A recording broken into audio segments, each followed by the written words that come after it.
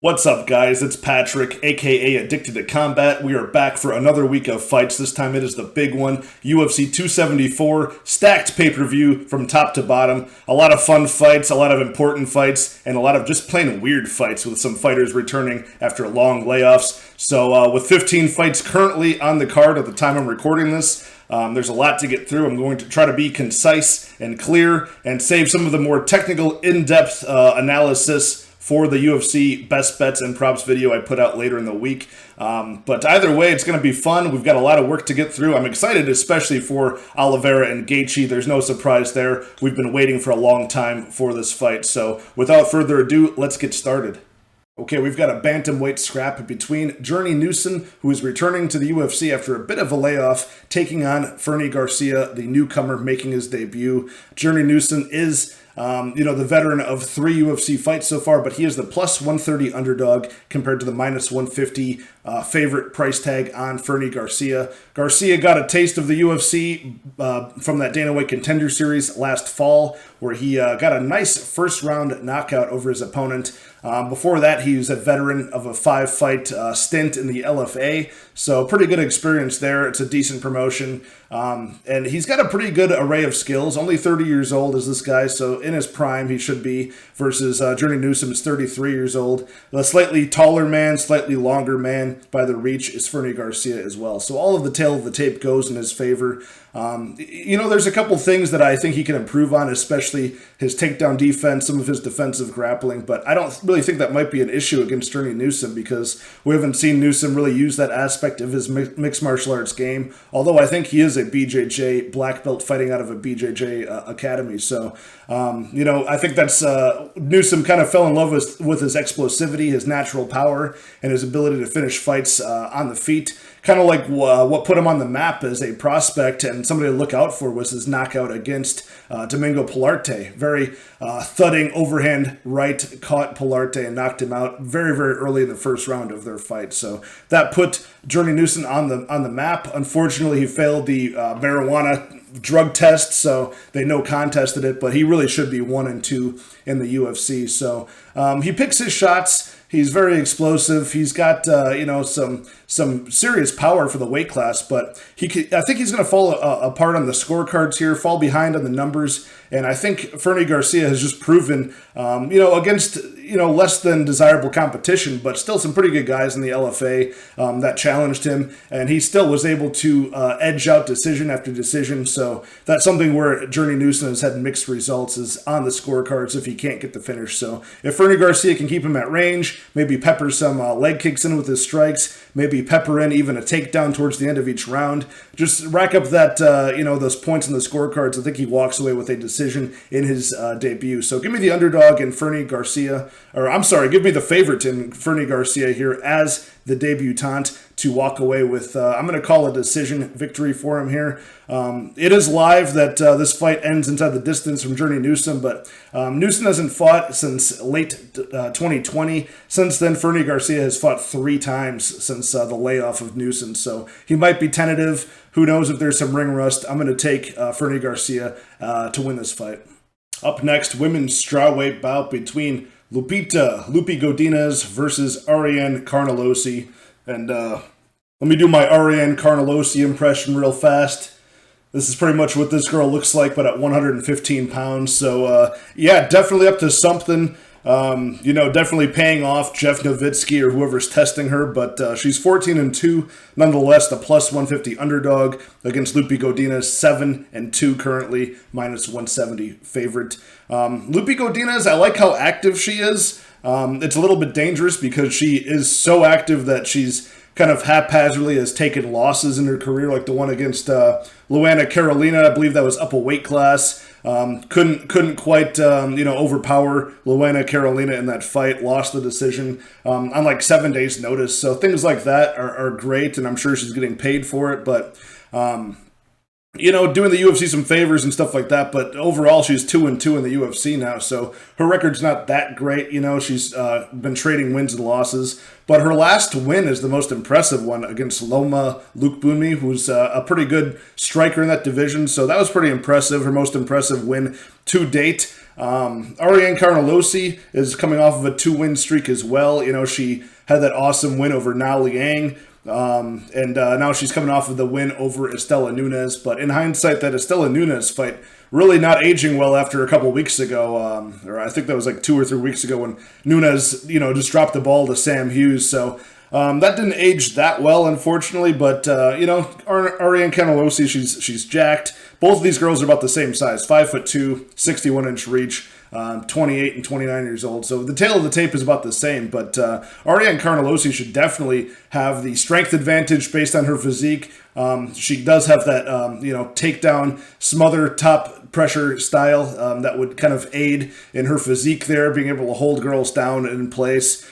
She even found that submission after racking up 3 rounds worth of control time over Estela Nunes, so that was great.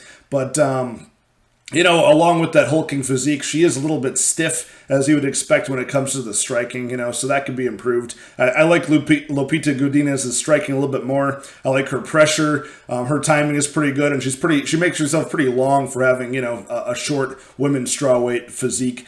She managed to hit fighters when they're retreating, when they really don't think that they're at range to get hit. So I do like that, especially against the cage. So Lupita Godinez, as long as she can avoid getting held down for extended periods of time, the way that Estela Nunes did, I think she'll be good to win this fight. So at a minus 170 price tag, it could be worse. It's not the best. Maybe it could be lined a little bit closer this fight, but I do think Lupita Godinez will win this fight by decision. Okay, up next is a battle of men's flyweights that were on the most recent season of Dana White Contender Series. Both of these guys, CJ Vergara and Clayton Rodrigues. Clayton Rodrigues we have not yet seen inside the UFC officially, but he had a very impressive 3-round fight against Santo Curatolo, where he displayed a wide array of strikes, almost like a mini Brazilian Timur Valley of array of spinning attacks and, just mixing it up on the feet. Spinning attacks to the head, to the body, very, very accurate with those as well. I mean, they're very measured and planned out and timed strikes. He'll go indiscriminate leg kicks, body kicks. He'll look low to the legs, and then go high with the head kick. So even though he couldn't get his opponent out of there, he was, just showed a huge potential to be fast, explosive, and accurate with his strikes. I thought he was going to tire himself out by rounds 2 or 3, but his cardio held up in there as well in that fight. Now, CJ Vergara actually had his first fight in the UFC after his stint on the Dana White Contender Series, where he got a nice finish inside the distance. He fought Ode Osborne, where he lost the decision, but not bad. I mean, Ode Osborne's not an easy debut. At the time, I think a lot of people really thought that Ode Osborne would finish CJ Vergara, but no such luck. He, drops rounds 1 and 2 to Ode Osborne, but rallies back in round 3, actually outstrikes him in totality of the fight, but mostly in round 3.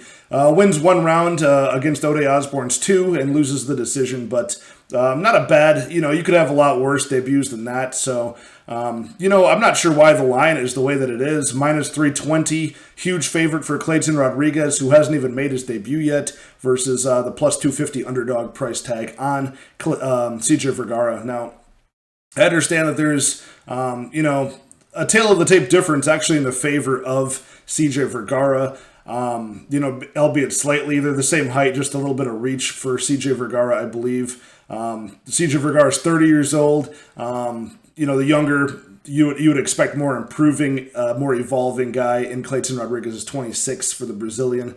I see a clear speed advantage for Clayton Rodrigues on the feet. I see a clear, a bigger arsenal of strikes that he can employ from Clayton Rodrigues. But, I like the side-to-side movement of CJ Vergara. I've seen not only in his Contender Series fight, but, on the regional scene as well. Sometimes it's hard to gauge because his regional scene competition was not that strong, in my opinion. He was even able to display some grappling on the regional scene, was CJ Vergara too. Haven't seen that translate in the UFC yet, really.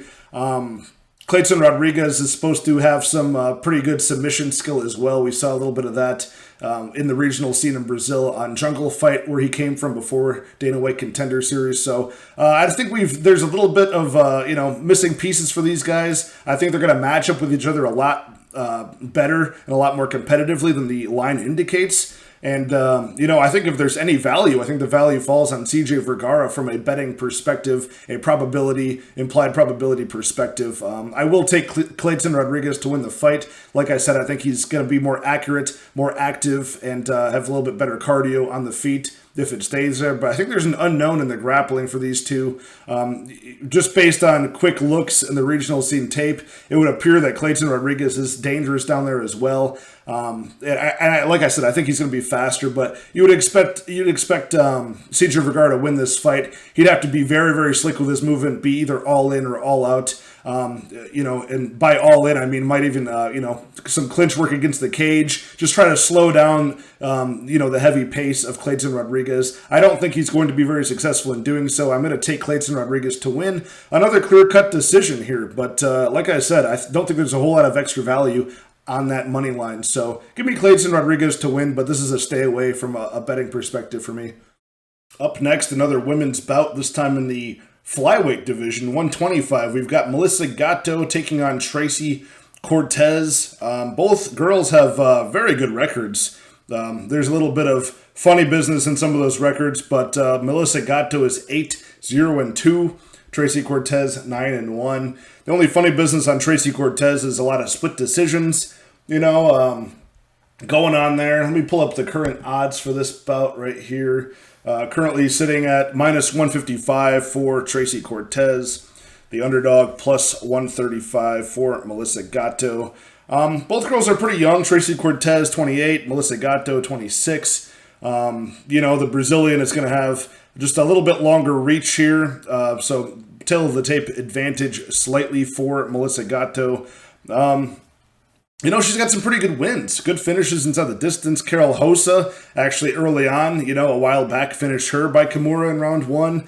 Good ground game, Victoria Leonardo, with their ground game, she was able to injure the arm. The fight had to be stopped. Ciara Eubanks in her last fight overcame adversity early on with that control time, the smothering pressure of Ciara Eubanks. Super, super strong woman at the weight class, and she was able to finish her with that nasty body kick later in the fight. So, she's got some fight in her. She doesn't give up like some other people at this weight class tend to do sometimes. They might lose hope by the time the fight, leaves their hand with that control time against them. Kind of like Tracy Cortez's opponents, because Tracy Cortez, that's her game plan, to try to get you to the ground, relentless takedown attempts until she gets you there and smothers you with control time and just eats minutes off of the clock. And that's kind of why some of her fights have been a little bit closer. Because by the numbers, Melissa Gatto actually has better striking statistics, better striking, not only just accuracy, but just volume per minute. Whereas Tracy Cortez is all the grappling stats as well. But I think it's just going to take, if Tracy Cortez starts the wrestling early in this fight, which will probably be her game plan, if she starts the takedowns early and banks around, that could help her out, and then she just has to get one more round under her belt, to win the fight, really, in her hometown, or at least home state of Arizona. So she trains out of Arizona, and this fight takes place there. So who knows if that's going to play, into the hands of the judges or not. But anyways, just if this goes to decision and it's a split, might go her way, is all I'm trying to say. But if Melissa Gatto can just avoid the takedown, avoid the control time, either hit a sweep, get a reversal on her if she does get taken down, or just avoid it altogether and bank that first round, I think after that, it will be the deciding factor in this fight. If she can avoid the control time and win round 1, Melissa Gatto, I think she can win this fight. Because then I think it'll be, maybe getting ahead of Cortez a little bit, because she's used to getting that control time in round 1 in almost all of her fights. And kind of just having to ride it out, stay safe in the feet, and get one more round, either rounds 2 or rounds 3. But I think if Melissa Gatto can just avoid that early, frustrate Tracy Cortez, with some good takedown defense, or at least some good, good reversal on the ground, I think she'll win the fight. I think she has the tools to do it inside the distance, but if nothing else, she can even threaten submissions to try to get the stand-up if Cortez is able to get her to the ground. So I think we're going to see Tracy Cortez exposed a little bit here. For it might be time if she gets a split decision call. It might not go her way this time. I think Melissa Gatto has all the skills to win this fight. Just based on the win streak, I can see why the money line is the way it is, but I'm going to take the underdog, Melissa Gatto. I think she's got the tools to win the fight. She's got good, a good amount of experience now, and I think she can employ a game plan and win this fight. So give me Melissa Gatto either inside the distance or by decision. Interesting and confusing fight up next between Andre Fialho taking on the newcomer Cameron Vancamp. Vancamp, I believe, was slated to fight Nicholas Mota a while ago, but it just never panned out. Somebody pulled out or something like that. So here he is making his debut, the 29-year-old off the regional scene with a 15-5-1 record. Plus 270 underdog for the debutante Vancamp. Andre Fialho, huge favorite, minus 350, 15-4 record.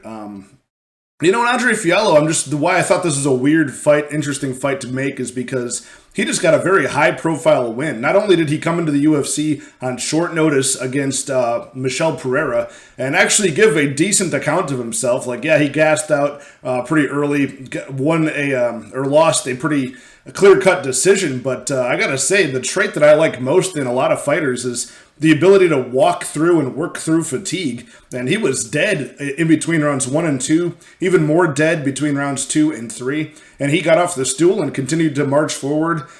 Dropped Pereira at one point, if I remember correctly. So, made a good account of himself, as fatigued as he was, lost the fight, but came back. And, like he's one to do, he got a first-round knockout over Miguel Baeza recently. So that was very, very impressive win. High-profile guy, a guy, even though he was coming off of the loss to Chaos Williams, he, was one of the hottest prospects in the weight classes, Miguel Baeza, a guy I was pretty high on. So disappointing to see from that aspect, but cool to see a guy with this kind of power at 170. Now, I'm just surprised that he's taking a drop down and fighting a debutante, but maybe they see something in Vancamp, but I'm not sure what. I mean, not only is Andre Fialho the more powerful guy, he's fought the stiffer competition, both in and out of the UFC. He's 28 years old only, like I said, so both guys should be young and improving, but Cameron Vancamp, all the fights that I watched of his, he's so hittable.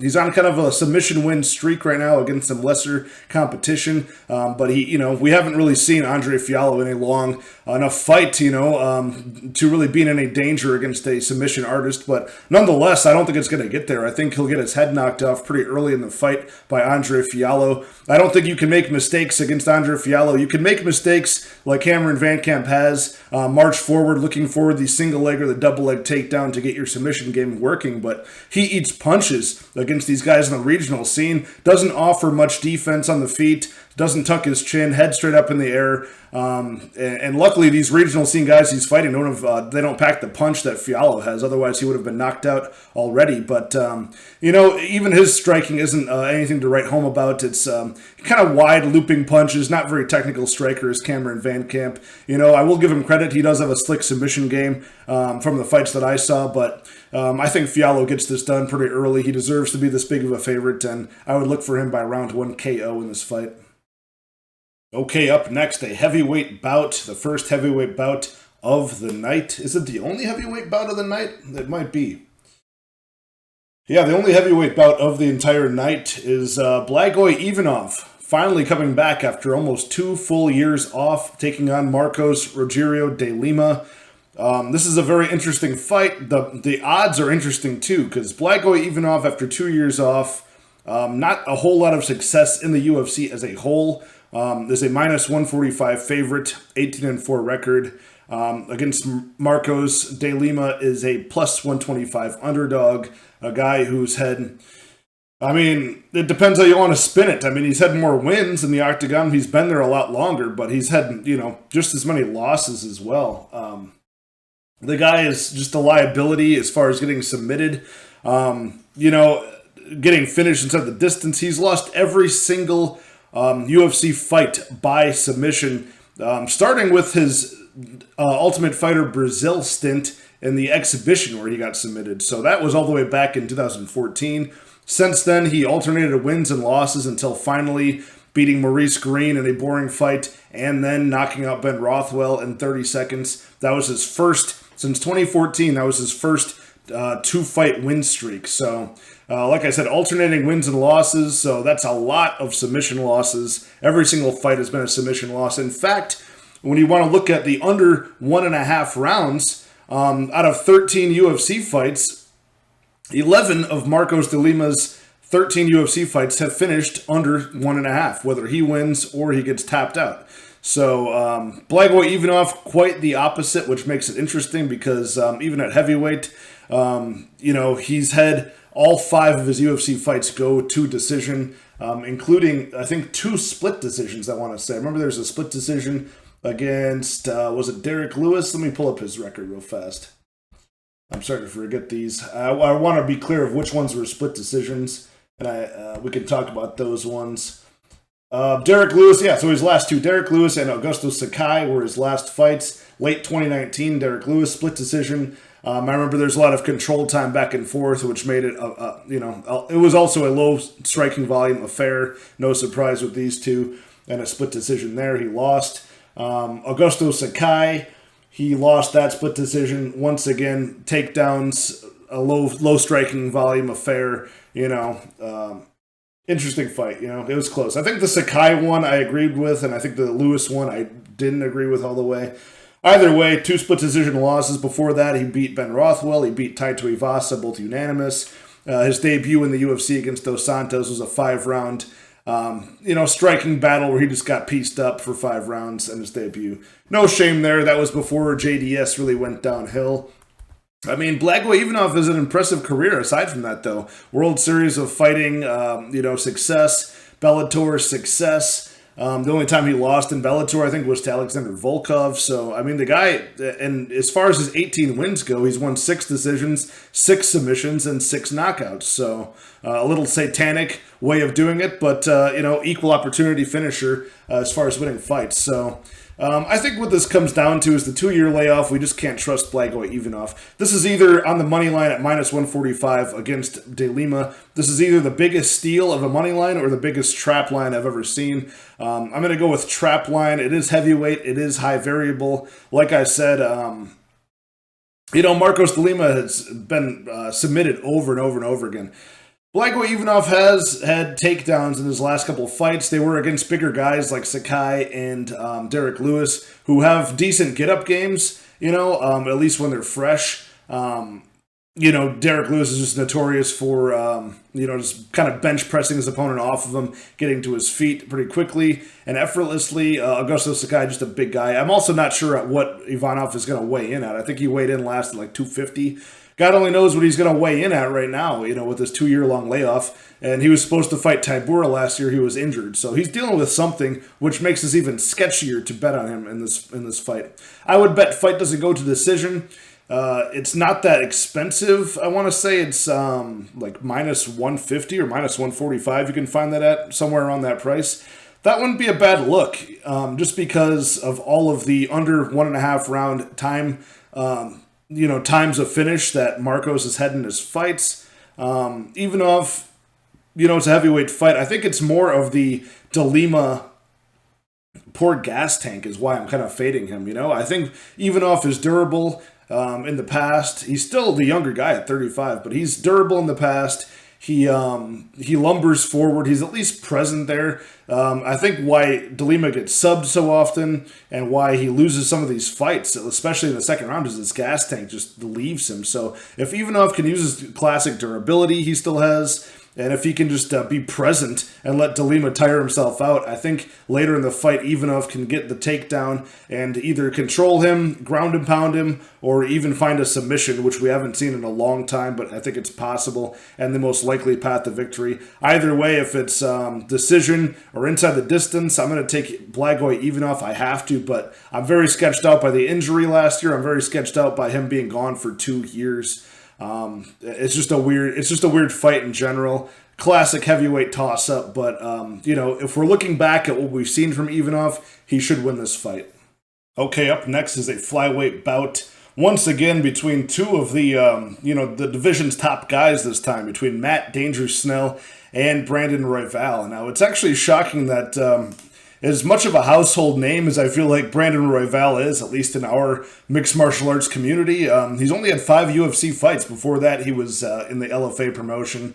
maybe that's what I'm thinking of too, seeing him over there. But 3-2 in the UFC so far, but only losing to the top guys. The former champion Moreno and a tough guy in Alexander Pantoja. So not anything to hang your head about. He's got good wins. The one over Tim Elliott was pretty good, and then the Kai Kara France fight, I think, is what put him on the map. And that fight aged very, very well. So, Brandon Royval doing quite well these days. He had that close fight with Rogerio Bontorin, but that's just a tough fight. It was a mix of control time, the takedowns of Bontorin late, matched up with the higher striking numbers of Brandon Royval. So they kind of had to subjectively grade those two things in the last round in a fight that was 1-1, is I believe what happened there. So he got away with the victory there, I think deservedly so. Matt Schnell was supposed to fight Alex Perez like 4 times, I'm pretty sure, not even exaggerating. I think it was 4 times. They finally called the fight off. They're not going to make that matchup anymore. For God's sake, every single time I had to break down that fight, from a betting perspective, and I just knew it was going to get called off. So we'll see what happens with Matt Schnell. I mean, he missed weight once or twice in the build-up to that fight. Finally, he made weight, and Alex Perez missed weight. Then he refused to fight him. So I don't know what's going on with Matt Schnell. That's not a good look. All fighting, all technique aside, not a good look to decline that fight. But either way, he's a little bit chinny. We all know the story with Matt Schnell. He's got very good combinations on the feet. When he's pressuring forward, he looks great.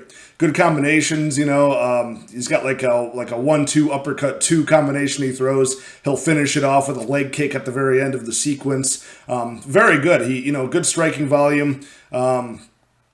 Not as good of a significant striking differential as Brandon Royval. He gets hit almost as much as he lands in his opponents on the average, but not a bad guy. If you could fix up that durability, he'd be a very good prospect at this weight class. But unfortunately, he's been KO'd by a lot of guys. And it is flyweight, so that's kind of disturbing to see a guy getting hit by fellow flyweight competitors, the flyweight power that they have, knocking you out badly, ground and pound, knocked out on the feet, things like that. I just feel like if this fight is going to play out the way that Brandon Royval's fights usually do play out, where it ends up being a war, that ends up being, a battle back and forth in the pocket, Brandon Royval's going to have all of the, he throws... From his southpaw stance, he throws strikes from weird angles that Matt Schnell won't see coming. I don't think he'll be as braced for these strikes, and I think he is going to crumple, and that chin is going to expose itself once more against Brandon Royval. I mean, we saw Kai Kara France, who's pretty durable, land on Royval and then get like spinning elbowed out of nowhere. He gets jumping kneed against the cage, dropped there. So I just feel like that's going to be the... I think that's going to be the, the story of this fight for Matt Schnell as well. Either in rounds 1 or rounds 2. I think eventually this fight does get ugly. I think Matt Schnell will engage him in the striking battle that Royval drags everybody into. And I think he'll get finished by something unorthodox, either an elbow or a knee, or even just like an overhand right that he doesn't see coming. I think it'll be early, and I think it'll be Royval by knockout. So give me that. On the money line, we're looking at... let's see here. What is it currently? Looking at Brandon Royval as a minus 240 favorite, plus 195 on Matt Schnell. I'd say that's about right, and I'm very confident in Brandon Royval's skill set here. He only loses to the best. We kind of know where he's at in the division, so give me Royval. I would even take that money line at minus 240. Up next at women's featherweight, 145, the weight class we rarely see, the weight class that basically exists as like a timeout for when women can't make 135 or miss weight. Norma Dumont is a minus 220 favorite over Macy Chiasson, the plus 180 underdog. At first, I saw this fight matched up weeks ago, and I thought, wow, what a slam dunk parlay piece. Norma Dumont minus 200 or whatever she was at the time favorite. I almost took a stab at that and parlayed it with a bunch of stuff, thinking it would be like a lock, but the more I dove into this, and luckily I did, the more I realized I don't like this fight all that much. I don't trust Norma Dumont as much as I did when I initially saw this, after watching the tape, after watching and just analyzing this. I mean, Look at this. Norma Dumont is 7-1 professionally. Macy Chiasson 7-2. Macy Chiasson started her, and she's had most of her career in the UFC. Started with a bunch of finishes. Finishing Panny Kianzad, finishing Gina Mazzani, Sarah Moraz, all inside the distance. She's big, 5'11", 72-inch reach at 30 years old still, so slightly younger. It's just Norma Dumont's boxing looked great in my memory because she headlined that fight against Aspen Ladd, who really didn't show up or have any sort of defense or game plan whatsoever. Got eaten up by the jab and the striking of Norma Dumont last fall. Before that, she faced Felicia Spencer, who is now retired at age early 30s. And before that, she beat Ashley Evans Smith. And before that, she got knocked out by Megan Anderson, who's also 5'11", 6 foot tall. Not that matters so much. I see people reading into that it's, it is something to talk about. Her last loss was to somebody the same size and reach, basically, of Macy Chiasson. But all I'm saying is that her boxing seems to be a talking point. And it's recency bias. At least I called my own self out on recency bias because she just beat Aspen Ladd. She just beat Felicia Spencer, again, retired, and she beat Ashley Evans Smith, not that good. So I just feel like her run has been more impressive, appearance-wise than it actually is when you pick apart who she's beaten. So I don't even know if her striking is all that great. It looks good, but she's not really having much pressure back against her striking-wise. Macy Chiasson, a little unorthodox of a striker. Powerful at least, long and rangy at least. She looked in pretty bad form, missing weight for 145. Against Raquel Pennington. Not a bad loss in hindsight, but the way she lost, getting finished by guillotine round 2, just not looking in good shape. Not very good. Before that, she actually had to try very hard to beat a 50-year-old Marion Renault before that fight against Pennington. So, you can just pick apart the records of both of these girls. It's why I don't like this fight too much. And I don't really trust either one that much. I think the line should be a little bit closer, honestly. I get why it's the way it is, because one's on a 3-fight win streak, and then the other has lost, lost against Raquel Pennington inside the distance, missed weight, looked bad. So I can see why the line is the way it is. I understand the line. I just, I don't know. I just wish it was lined closer because I don't want to lay minus 220 on Norma Dumont, who I think might be a little bit of a fraud at this point. But then again, she doesn't have that great of competition feeding her way at 145. So I will take Norma Dumont. I will take her to win by decision reluctantly, but I'm not as confident as I once was, and I think proceed with caution on this fight. Up next at 170 is Francisco Trinaldo taking on Danny Roberts. And I've been so back and forth on this one all week. It's a tough call, man. It's a tough call. I mean, on one hand, Francisco Trinaldo is 43 years old, but he still knows how to win fights. The smaller guy, 5'9", 70-inch reach, he's used to it. Always facing guys a little bit taller than him at 170. Danny Roberts will have a big height advantage, big youth advantage, big reach advantage. And if he gets the significant striking advantage, he should be winning this fight. If not inside the distance, it should be on the scorecards. I mean, Francisco Trinaldo has not actually had a fight where he's broken 30 to 40 significant strikes in a while. His past 3 have all been below that. If Danny Roberts can just break that number per round, avoid, the big power strikes. I know he's got this, it's a reputation, but it actually is true. He's a little bit chinny for sure. But, he's got some momentum coming in, a little win streak here. Francisco Trinaldo coming off of the split decision win off of Dwight Grant. Kind of a back-and-forth fight, certainly a weird fight. I think if Danny Roberts just does slightly better than that, just avoids getting eye-poked, avoids getting taken down in the remainder of the fight, the way that Dwight Grant did. Francisco Trinaldo was countered quite a bit. He threw high kicks that you could kind of see coming from a mile away. He got countered off of those. He would paw with his, he would paw out that left southpaw or that right southpaw jab just to measure up the big left straight that Dwight Grant knew was coming. Danny Roberts is quicker than that. if he gets hit by it, he's probably going to go out.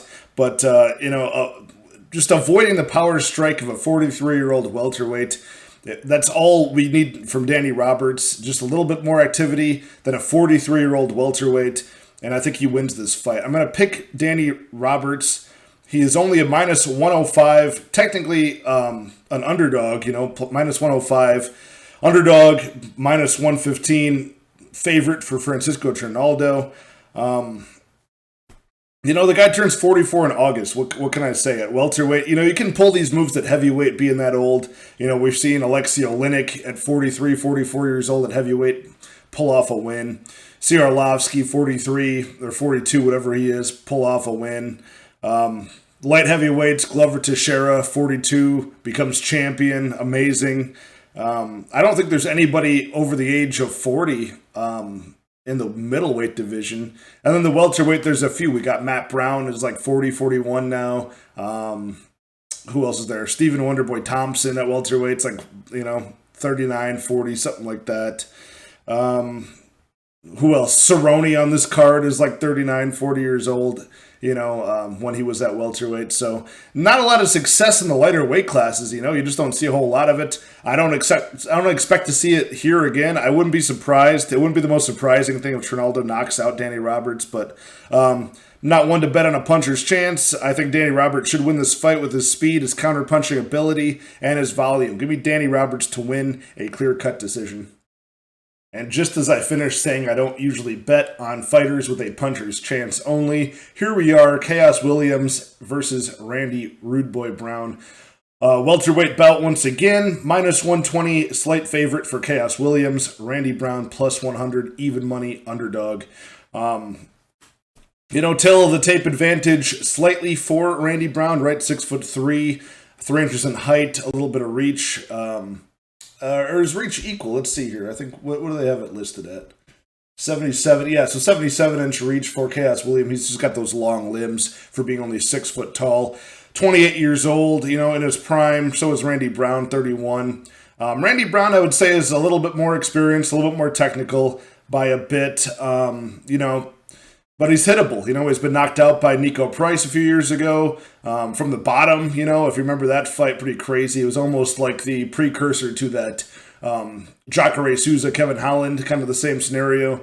Knocked out by Luque.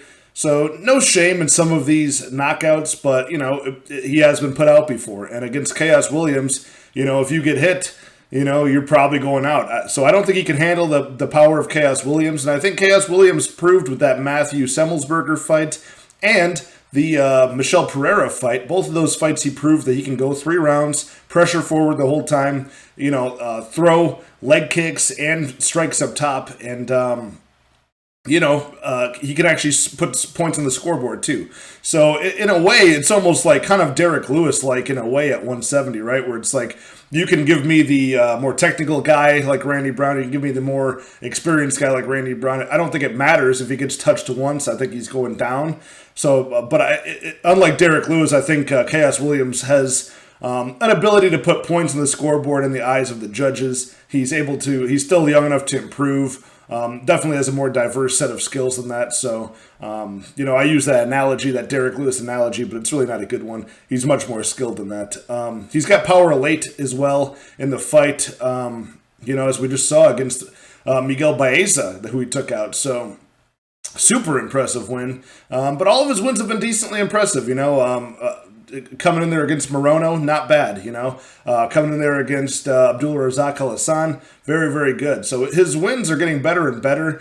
He had the slight slip up to Michel Pereira at the end of 2020, but, that was a close enough fight, even though it was a unanimous decision loss. So aside from that, very good record, 13-2. Same with Randy Brown, 14-4. Both guys are live in this fight. I think Randy Brown could dance in the outside, counterpunch, stay out of harm's way, and score points that way. But I think Khaos Williams is just at any point, he's dangerous in this fight. And I think, the bigger moments can be landed by Khaos, and he could even, if Randy Brown somehow survives, he could still win on the scorecard. So I like Khaos Williams to win, of course, by knockout, But like I said, I think he's capable to win this fight on the scorecard as well. So instead of taking Chaos by knockout or inside the distance, I think his money line is generous enough at minus 120. Give me Chaos Williams to win this fight. Okay, let the strange fights begin. Kicking off the main card, hopping in the UFC time capsule. Joe Lauzon taking on Donald Cowboy Cerrone. Very interesting fight. I'm sure both guys just wanted more action in the UFC. This is a winnable fight for both guys. Also a dangerous fight for both guys. I think whoever loses this fight will probably never see the UFC again. Whoever wins this fight, we might never see them in the UFC again. Donald Cerrone, of course, the taller guy, the guy with the longer reach, the guy who's fought at 170 as well as 155. The guy who's been more active, as of lately, but also has taken a lot more damage over the course of his career, probably, than Joe Lauzon. Now, Joe Lauzon was in the UFC almost 3 years ago now. It was like early fall of 2019, I believe it was, against Jonathan Pierce, where he managed to get in his hometown. He managed to get a first-round stoppage. So that was kind of fluky, but it was also, a good way to go out for at least, Joe Lauzon's sake in his hometown. But who knew he would be coming back, 3 years later. So not sure how active he's been. I think he has his own mixed martial arts academy out there, maybe on the East Coast. So I'm not actually sure where it's at. Lauzon Mixed Martial Arts. Where's this thing at? Yeah, East Coast, Massachusetts, right. So, like I said, I really want to take, Donald Cerrone if I have to make a pick here. Obviously, I'm not betting on this fight. And I even see people pretty confident that this fight doesn't go the distance.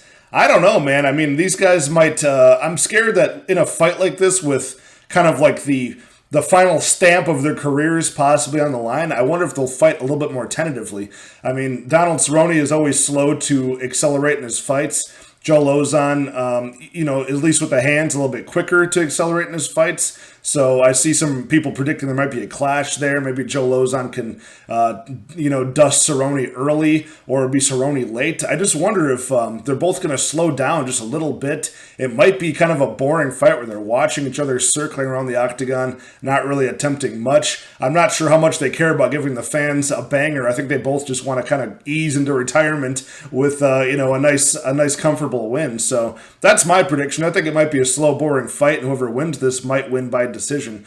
I can't imagine either guy's coming in too good of shape. I'm going to take Donald Cerrone because I think he's got to be in better shape. Probably, how out of shape can you get? He was just in the cage last summer. I'm sure he was planning on coming back against somebody.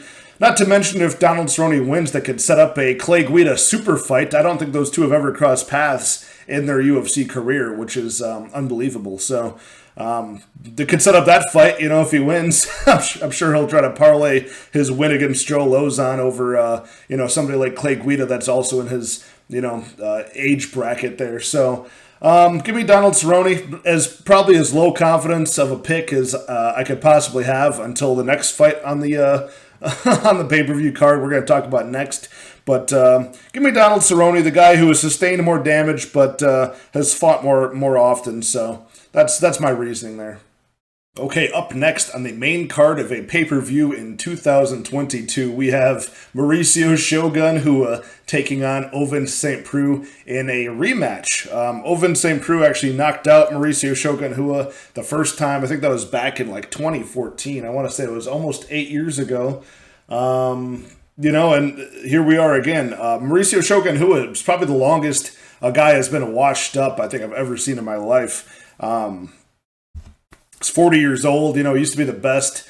He was the middleweight champion over there in Pride, which was 205, where he then came to the UFC later on and reclaimed that same title, a 205-pound belt over Lyoto Machida, eventually losing it iconically to John Jones. But and then so is history. But ever since then, he's been kind of washed up, He had some knee issues, things like that. I think even some shoulder stuff going on at some points. He was just riddled with injuries a lot, like 10 years ago already, 10 plus years ago. So it's been a long time, but you're talking about a guy who was at one point teeing off soccer kicks on the head of his enemies over there in Pride, and now he's coming back to the UFC after a long layoff against Ovince St. Preux. Ovince St. Preux, I can't even think of like a shining moment for him in the UFC. Maybe Corey Anderson knocking him out, maybe knocking out Shogun. I can't really think of many like shining moments. He's had a lot of good submission wins, but nothing really, no like spectacular opponents or spectacular, memorable moments, honestly, for me anyways. And he's had a long career. So 39 years old, the bigger man at 6'3", a little bit longer reach. He's, like I said, he's just slow and lumbering. He made, the leap to heavyweight a couple times now. Looks even slower than at 205. It's hard to see how I see this fight playing out because Shogun has been out for a while and, like a year and a half now. He didn't look good the last time against Paul Craig, succumbing to strikes on the ground. So if I had to make a prediction for this fight, it would probably be a slow, tentative striking match on the feet for the first round of the fight. Both guys kind of loading up, missing wildly. Maybe one guy gets a little oohs and ahs from the crowd with a strike that lands flush here and there. But I think Mauricio Shogun Rua is going to be the guy who gasses out first by rounds 2 or so, and eventually looks for the door. I think OSP can get a submission, maybe grind against the cage, get him to the ground. Shogun Rua in his tired, fatigued state will accept that bottom position and, maybe end up getting tapped out by some sort of, that would be hilarious if it was another Von Flue choke, but, that would be kind of unlikely. Some sort of submission or ground and pound, I think, takes Shogun Rua out of his misery, somewhere along the lines of like round 2 or round 3. That's my prediction for this fight, but nothing I can bet on confidently. But, you're going to have to give me a lot more than plus 195 to bet on Shogun Rua at this point in his career. Very sad to see one of my heroes fall this way. Okay, this fight kicks off the trifecta of exciting fights that wraps up this pay-per-view, and this is Michael Chandler taking on El Cucuy, Tony Ferguson. So this is going to be a really fun fight. Just to see these two match up is going to be a treat. I love Tony Ferguson. Michael Chandler kind of grew on me after his last fight for sure. We'll get into why that is. But first off, for 155, these guys are actually really old now. Michael Chandler's going to have a quote-unquote youth advantage at 36 years old because Tony Ferguson is all the way up there at 38. The bigger guy at 6 foot, he's going to have a height reach advantage, of course. Everybody will over Michael Chandler, pretty much. The line is crazy. The line is absolutely crazy. Michael Chandler is a minus 400 favorite over plus 310 underdog Tony Ferguson. It almost makes me want to put a bet on Tony Ferguson because I think the value does fall on him, and I'll get into why. Not saying I think he's going to win. Not saying I think it's even likely it's going to win. I just think it's more likely than plus 310 indicates. You're talking about a guy with physical advantages, a guy who, has had a lot of finishes in his career, and a guy with legendary durability at 155. Only been finished one time. It's a plus 310. I know he's looked bad, but he's looked bad against Charles Oliveira, who is the current champion. Was able to ground him, put him in all sorts of trouble. Who doesn't he do that to? And he didn't even finish him. But then you're talking about, who's the last guy to beat him? Beneil Dariush beat Tony Ferguson last by decision. Both of these are really, really heavy grappling, ground control approaches, and I don't really see that happening from Michael Chandler, at least initially. I think things will have to go wrong, or he can't get Tony Ferguson out of there. Maybe he goes to that later. I don't think he's going to start with a very ground-heavy approach. I think it'll start on the feet. I think he'll feel him out on the feet, will Michael Chandler, and, that'll give Tony Ferguson an opportunity to get some unorthodox striking going, get some rangy, unorthodox striking going, rack up some numbers, and we'll see how washed up he really is now that he's not facing a grapple-heavy game plan. But that is the game plan to beat Tony Ferguson, so maybe Michael Chandler will mix it up and take him to the ground. Possibility, I think he's powerful enough to do that. He's got a good physique to really dump Tony Ferguson, the taller guy, on his butt and keep him on the ground. So if Michael Chandler wants to make it that type of fight and just to win, it's kind of a clear-cut, boring fight. So be it. I don't see him starting that way. I think this will start off on the feet. And Michael Chandler can win that way for sure. I don't think if it stays in the feet for in round one, will it be minus 400 to plus 310. That's all I'm saying on this one. I still think that, Tony Ferguson is dangerous, on the ground. He is that submission threat, but all of his last ones were kind of against guys that were at their breaking point, right? Like Edson Barbosa was at his breaking point, Lando Venata,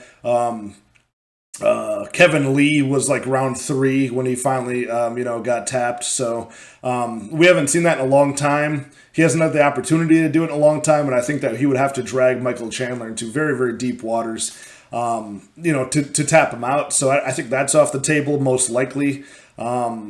If the over-under is set at 1.5, which I think it is, I like the over for sure. I possibly like fight goes, but I especially like the over 1.5 just because of the durability of Tony Ferguson, and I don't think Ferguson is going to get an early finish over Michael Chandler at this point. So, if Michael Chandler's having an off, slow night and Tony Ferguson comes back to himself with all the unorthodox movement and striking, I think he could win this fight.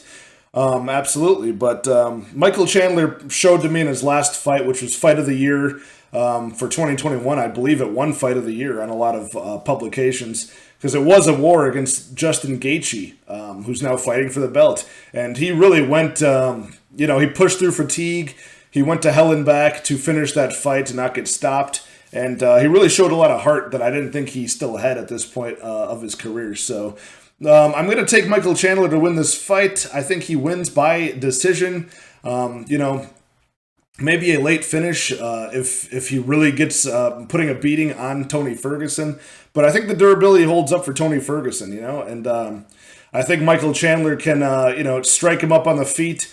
Maybe sprinkle in a takedown at the very end of the round to get some control time just to seal the deal for each round, and he could win a smart fight that way. Maybe it'll be exciting, maybe it won't be exciting. We'll see what Tony Ferguson shows up, but like I said, Michael Chandler really proved to me that he's got the heart and the grit and the desire to win and push through fatigue in his last fight. I like that a lot, and still, I gotta say, I think the value's on Tony Ferguson, but I just can't put a bet on him at this point, coming off of 3 straight losses. So Michael Chandler's off of 2 losses as well, so what are you gonna do in this fight, right? But give me Michael Chandler to win this fight. Okay, here we are, the co-main event of the evening, championship gold on the line. The first belt on the line of the night, women's strawweight, Thug Rose Namajunas taking on Carla Esparza, the rematch. It's pretty crazy to see how much Rose Namajunas has grown in the octagon over the years. Going back through all of her tape study, whenever I look at her fights, is always astounding how much better she's looked recently as when she started. I mean, when she fought Carla Esparza and lost the first time, what was that, like 8 years ago almost? She was 2-2 as a professional coming off of the Ultimate Fighter. Now she's 11-4, defending the championship belt yet again. And, she's used to these high-pressure spots. I think it used to get into her head, but now she's more confident in her ability to perform under the bright lights. And I think that the Zhang Weili fight rematch in November was actually a very good warm-up for this fight. Carla Esparza, the plus 165 underdog. Rose Namajunas, the minus 195 favorite currently. Rose a little bit bigger, 5'5", 65-inch reach. Carla just a little bit older, 34 years old, 5'1", 63-inch reach. So tail of the tape advantage, big time going to Rose Namajunas. Carla Esparza has worked her way back up, reinvented her career yet again over the past few years, now racking up a 5-fight win streak. All decisions culminating in the Yan Jiaonan TKO, where she crucifixed the poor girl and elbowed her in the face until it was broken up mercifully by the referee. So not a bad streak to come back into a championship bout on. Rose, of course, is going to be motivated still to avenge this loss that happened early in her career. So Yeah, I mean, what's going to happen here? This has to pretty much, for Carla Esparza, be like the female version of Aljamain Sterling versus Peter Yan, right? Where you kind of nullify all of the fancy stand up, improve stand up of Rose Namajunas, and just get that control time, take her down to the ground relentlessly, do whatever it takes to get the control time and win the round. Rose Namajunas has got to see that coming a mile away, and I like that she faced Zhang Weili in her last fight because that was a tune-up fight for this. Zhang Weili was fishing for the control time. Rose had to stay ahead on the numbers and the feet, stay ahead, try to hit reversals, threaten submissions on the ground, get takedowns of her own, get the control time, and it was still a greasy split decision because of how close just the strikes were. I mean, they both hit clean strikes, effective striking on the feet. The totals could not have been any closer. I think officially in that fight, Zhang Weili actually outlanded her on the total strikes. I think it was almost dead even, significant strikes, and it came down to the effectiveness, the pressure, and the control time. So. And it was a split decision. So I could see the same thing happening here, where they have to weigh the control time effectiveness of Carla Esparza with the effective striking of Rose Namajunas. But the difference with this and Zhang Weili is that you're never seeing Carla Esparza hit those types of numbers. We're talking about 130 total strikes from Rose Namajunas landed, right? 219 thrown over 5 rounds. 86 significant strikes landed from Rose Namajunas, as opposed to, the 83 strikes landed significantly from Zhang Weili. You're not seeing Carla Esparza even come close to these numbers, even if you translate the first 3 rounds, because she's been fighting 3-round fights recently. You just don't see her coming with nearly that number. I mean, you've seen Rose Namajunas hit significant strike totals with against like Joanna and Jacek and like the triple digits, 100 plus. So you're not going to see that. I think Rose is her cardio is definitely checked out. Her power checks out. She could end this fight inside the distance in a number of ways. She's got very good dexterity with her hands and not just her hands, her legs, and she's very good at getting the back, getting the hooks in, fishing for chokes and submissions. I mean, she's got just a variety of ways she could win this fight.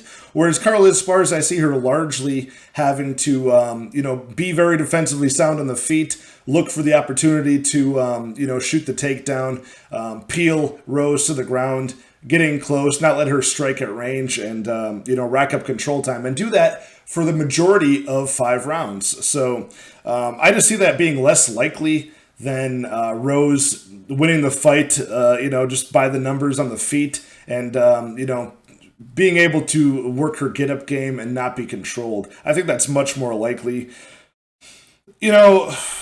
The odds are almost dead set where I would put them, to be honest, which doesn't leave me with, a good opportunity to bet either girl here, right? I mean, I'd want to see Carla Esparza at least. If I were to put money against Rose Namajunas, I want to see Carla Esparza plus 220, and then maybe bet her by decision. Hopefully it's a juicier number than that.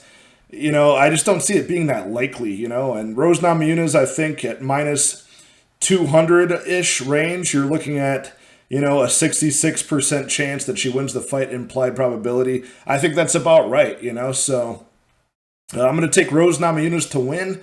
I'm going to take her to win by a clear-cut 5-round decision, and, I'm pretty confident in it. The only reason I'm a little bit hesitant right now is I'm just looking at how I would line this fight is almost right where the bookies have lined it, so that just never leaves us much room to make any, good value bet on it is the issue. So, time props, of course, women's strawweight is going to be juiced, so that's going to be tough too, but we'll try to find a way to attack this, but right now, give me Rose Namajunas by a clear-cut decision, outlands her on the feet with volume, gets her in danger, maybe wobbles her, gets a knockdown or two, and stays safe. I think she'll be very good, and I think her cardio will check out. Okay, main event of the evening between Charles Oliveira defending against Justin Gaethje. Such a fun fight. What pops off the page when I look at this bout before the money line, before anything else, is the amount of finishes that both guys have had consistently is just scary. I mean, we're looking at Charles Oliveira with a record of 32 wins, 8 losses, 1 no contest. Out of those 41 professional bouts, 37 have ended inside the distance, along with 7 of his 8 losses inside the distance. For Justin Gaethje, very, very impressive record as well, 23-3. 20 of those 23 bouts have ended inside the distance, including all 3 of his losses inside the distance. So you can pretty much expect that fight does not go. It's going to be juiced to hell, probably like minus 400, minus 500, something in that range. I think I've seen it. So, just to get it off the plate, if this fight did go the distance, I'd probably expect Justin Gaethje to get his hand raised. He's been in deep waters quite a few times. His striking metrics, his activity with the hands is, absolutely bonkers. It's like 7.5 significant strikes landed per minute. He pretty much absorbs the same amount of punishment on average as well. So, but just the style, of course, is going to be, more striking with the hands, more of a knockout artist, more of a boxer. He's going to have more of those metrics. The reason why you don't see as many striking metrics for Oliveira is, of course, he's the jiu-jitsu player. He's got a lot of finishes. The record for submission wins in the UFC, the record for inside the distance wins in the UFC, I believe, as well. And he just really never has time. He's never in the cage long enough to rack up as many, strike counts as Justin Gaethje. Not even enough time to rack up the control time, as many other people have that are kind of more grapple, more wrestle heavy. He's usually finding the sub and getting his opponents out of there. So, that kind of has to be said when you're looking at the metrics, if you're going off of the numbers for both guys. The activity is going to be a little bit, you've got to kind of look at that with a grain of salt and look at that if it, kind of matches what you see in the tape study as well. So, but metrics-wise, I'd say if this does go to the distance, I'd probably imagine Justin Gaethje wins. If Oliveira had, 3 rounds of control time to, the 2 rounds on the feet, Justin Gaethje's winning. I would have expected Oliveira to get the submission at that point. So, that's kind of just kind of a side tangent. But if that did go that route, I'd expect Justin Gaethje to win. I kind of agree with the money line of both of these fighters here. I would line this fight about as close as it is. Minus 165 for Oliveira. He's on a 10-fight win streak. The current champion. He's proven himself, finishing all of these top-tier opponents inside the distance. He deserves to be at least a minus 165 favorite at this point, He's... I started cashing on him back in like December of 2020, I think it was, when he fought El Kukui, Tony Ferguson as an underdog. And then he came back as another underdog against Michael Chandler in a championship fight. So we got 2 good underdog spots and Oliveira cashed. He was a slight favorite against Poirier last December when he cashed once again. So, the fact that he's still only a minus 165 favorite here is actually kind of a gift in my opinion, but it's an accurate line because Justin Gaethje at plus 145, that's a good bet any day of the week. Any day you get plus money on a guy who's headlined as many cards as Gaethje, who's, had fight of the year, I believe it won last year against Michael Chandler. A guy as exciting, as durable, and, with the finishing power at 155. If you get a plus number next to that bet, I don't hate that at all. But since we've kind of established that this fight ends inside the distance, I would pick whoever you think is going to win. If you got a big conviction here, I'd pick them to win inside the distance. Justin Gaethje can be found inside the distance. I want to say like plus 180 to the plus 200 range, I think I saw initially. I haven't checked it in the past day or two. But Charles do Bronx Oliveira currently minus 105. You can find him at inside the distance, and that's the side that I like. I like that side. I will give the power advantage to Justin Gaethje. I think he does have more tools with the hands, more power with the hands. Maybe in striking range, he's probably the more durable guy, especially early. Even in his past 5 or 6 fights, he's had 3 first-round finishes. So the guy is no joke on the feet. Charles Oliveira is very hittable at times, especially in his last 2 fights. We've seen just recently, this isn't a thing in the past. He hasn't been finished in a while, but he's still very hittable. Michael Chandler, with his short reach, was able to get a knockdown against Oliveira, had him in all sorts of trouble in round 1 of their fight a year ago. And just in December, Dustin Poirier was, he got a knockdown, I believe, in round 2. Had Oliveira in all sorts of trouble with that as well. Kind of a similar thing to the Chandler fight. But he was teeing off at will on Charles Oliveira because Oliveira was very content to sit right inside the pocket, right at hittable kickboxing range against Dustin Poirier. I do not advise he does that against Justin Gaethje, who's got, probably way more power, way more fight-ending ability. And I don't think Oliveira wants to play that game of him, having to get knocked down to make a comeback victory as he has twice so far. So, Charles Oliveira, you got to give him credit, though. He is a very technical striker. I'd say he's the more crisp form of the two. Very good knees up the middle, good elbows, very good form on his punches, nice and long. A pretty good defensive guard too, but he can get countered very easily, as I mentioned. So, and he hasn't, like I said, he has not lost since like 2017. So you've got to give him that. He knows how to survive at this point, but I wouldn't tempt it. I wouldn't risk it. And that's really the only way I see Justin Gaethje winning this fight is earlier than later. I mean, his power does translate late, but I'd say he wins this earlier than later against Oliveira. And, one of the things that Oliveira does very well, especially in the striking realm, is to get this in clinch range against the cage, where he looks for those takedowns. He kind of starts, distracting his opponents with elbows against the cage, knees, and things like that, and slowly finds his way onto his opponent's back. Tries to either jump on their back and backpack him, or just drag them to the ground. So that's something he's going to look for, but that can also be the bane of his existence at times too. Sometimes he gets reversed against the cage, gets countered, and then his back is against the wall, quite literally, and he can be trapped against the strikes. We saw that in a couple of his fights, especially the most recent one in our memory was against Dustin Poirier. He got trapped against the cage and had to bob and weave, out of striking, the harm's way of Dustin Poirier against the fence. When it kind of started as an advantageous position for Oliveira. So that can kind of go against him at times. But he's got extremely good leg dexterity against the cage. So that might be the way he peels Justin Gaethje to the ground if this fight does go that way. I think Justin Gaethje has to, he even mentioned this in the interviews, that he's going to have to kind of treat the floor as lava and not, as long as this fight stays in the feet is where he wants it to be. So that's no surprise to anybody. But Charles Oliveira just has a way of getting the fights to the ground. Sometimes it even is him getting knocked down, and his opponents will follow him, to his guard, and play in his guard. Sometimes I feel like Oliveira might even fall against some of these strikes. I mean, I saw that in one instance of the Poirier spot, I think against the cage. Maybe that was round 2 of their fight. He kind of eats a soft punch and falls to his back